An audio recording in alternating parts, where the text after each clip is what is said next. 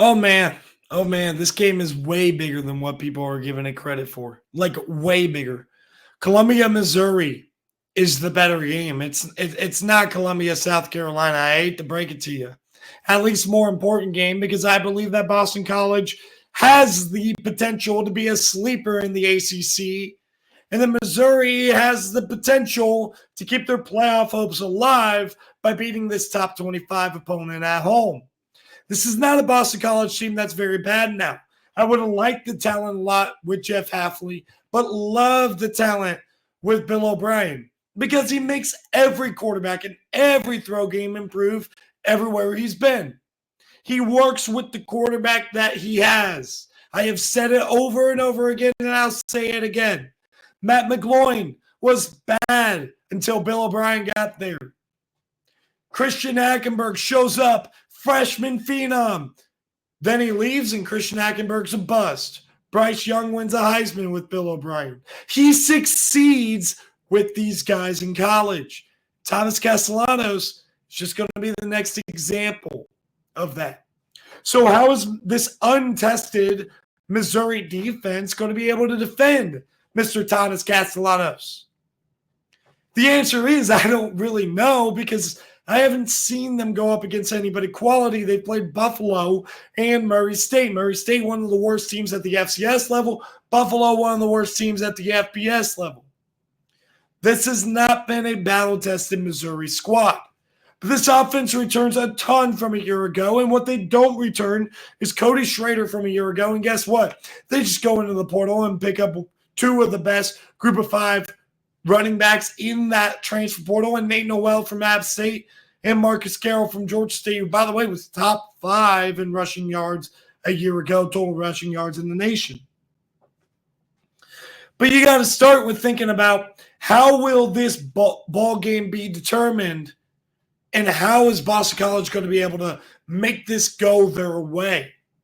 Well, the first thing that you got to look at is when Missouri has the ball and that potent offense with all of those weapons, Luther Burden and Theo Weiss, and you also have Mookie Cooper, and you have Norfleet, who's coming back from injury. You have Carroll and Noel, like I had mentioned. How are they going to be able to disrupt that? The simple answer, getting pressure in traditional ways, so not with blitz, because, he gets the hands, Brady Cook does. He gets the ball out of his hands very well against the blitz. But when you're able to add pressure with your defensive line, that's where Brady Cook gets shaken up. 7 of 13 this year under pressure. 7 of 13. Not great against not great competition. It's like solid, I guess. But again, look at the competition. Murray State and Buffalo. But the problem that Boston College has here on the defensive side of the ball is that they have a very, very average pass rush. It's not bad by any means. They're going to have an effect on the game. They're going to get Brady Cook uncomfortable. But will they do it often enough to be able to give their offense good opportunity? But this offense for Boston College is going to keep them fresh. Thomas Castellanos, he is fantastic with being efficient with the football, but he does struggle throwing those intermediate passes. So what does that tell you? He's going to be able to throw the ball short, and they're going to move the ball short. But with how good this Boston College offensive line has been in protecting their quarterback, headlined by Ozzie Trapilo, or Trapolo, pardon me if I said that wrong. Boston College is going to buy time for the quarterback who doesn't need a time bot for him in the first place. So it just makes it worse and more of a headache. And that is the challenge that this Missouri defense is going to be faced with that they haven't been faced with yet. Not only is this offensive line very good in pass protection, but this quarterback is very good at getting away. He's mobile. He's fast. He's a great athlete. Thomas Castellanos is a fantastic athlete. So you look at, all in all, what these guys are going to be able to attack you with, Boston College. A little bit of short game here and there. the play action downfield shot because you have Kai Robichaux and you have Trayshawn Ward in that backfield. The every down back of Robichaux, the home run hitter, but also could play every down in Trayshawn Ward. I think that this offensive line with those running backs put together, they're going to be very, very solid. Very solid for this Boston College team. And it gives them a little bit of danger here with guys out wide like Jalen McGowan, Chase Lane. Chase Lane's Georgia Tech. Brain fart there. But they have Jaden McGowan. I don't want to restart this video, but because of a brain fart. Jaden McGowan out wide, though, right? Comes in from Vanderbilt, really good player. Jaron Bradley comes in, really good player from Texas Tech. They have guys who can play. And Fields, I think, is the one I'm thinking of, getting confused with Lane.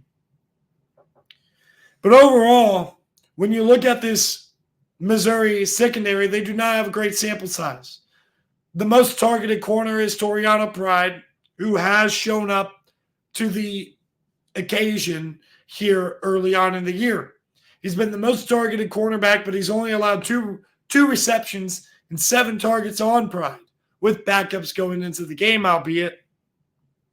But I think that's pretty impressive. So the wins on these play action passes need to happen from Bradley, Fields, or McGowan.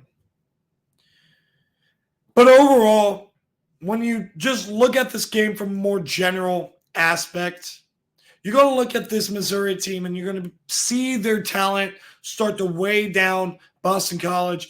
And this Missouri offensive line wearing them down too. They have physical guys up front. Cameron Johnson, who transferred in from Houston, is a really good player. Connor Tollison, the center, fantastic center, really good player for them as well. Then they have the couple of tackles that they have there. They have Javen Richardson. And they also have Armand, and I apologize if I say this wrong, but I believe it's Membu. They're really solid on that offensive line. They have performed great in their careers wherever they have been. If they have played in all the action that they've been in, they've played very good. They're going to be able to protect Brady Cook enough, and this Boston College pass rush won't be able to get home often enough, and they're going to be able to run the football with a little bit of pride. But don't get this mixed up. Missouri is definitely going to have a little bit of trouble defending this Boston College offense. I'm going with Missouri to win the ball game 34-24. I think Boston College keeps it close and surprises a lot of people. I would be a little bit surprised if Boston College pulls this off. But you know what? They have the ability to. I wouldn't sleep on the Boston College Eagles the rest of the year.